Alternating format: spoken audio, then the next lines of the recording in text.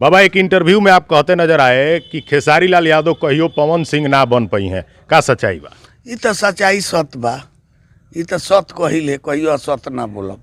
ये से कहिले जे पवन भैया जेकरा के जौरे रखले नु, जे उनका के कख ग पढ़ाई के सिखौलक, ओकरो के आज जौरे रखले बारे, छोड़ले नहीं है।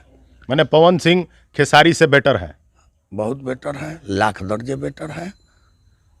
लाखों किस में किस मामले में बेटर है, बता दीजिए पब्लिक। हर मामले में बेटर है।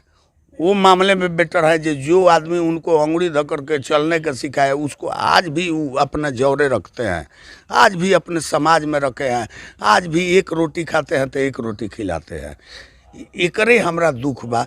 ये चीज आप खेसारी में नहीं देखते हैं? नहीं देखते हैं तो आदमी का माने इतने भर विशेष कुछ ना कहो।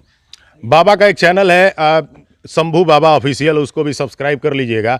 बाबा एक चारों तरफ सुनने को मिला है, इसमें पता नहीं क्या सच्चाई है, खेसारी लाल यादव के लोग आपको फोन करके मना कर रहे हैं कि आप मीडिया में कुछ भी मत बोलिए, क्या सच्चाई है? काहे नहीं बोलेंगे हम? फोन आया था कि नहीं ये बता दीजिए। आया था, लेकिन किसका फोन आया था?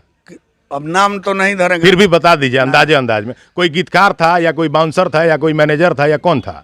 कोई होगा, कोई गीतकारे होगा, चाहे मालिके होगा, चाहे मतलब गीतकार का फोन आया था जी। ये सब हम नाम किसी को नहीं धरेंगे। नाम मत रखिए, कोई गीतकार था या मैनेजर था या कौन था? आज कोई गीतकार चाहे मालिक चाहे मैनेजर बन जाता है, वो दिन मालिक मैनेजर गीतकार। मतलब फोन आया था कि नहीं आया? जी आया था। क्या बोल रहे थे? अरे कुछो ना, जैसा बाबा का कर रहे हैं तब बाबा माने का करता नहीं, हम जौन करता नहीं ठीक करता नहीं, कोनो गलत तो नहीं कहत, केहू के गिलवा शिकायत नहीं कहत। आजो कहब आदमी का आदमी आता रखे के चाहिए, चीने के चाहिए, चीनब।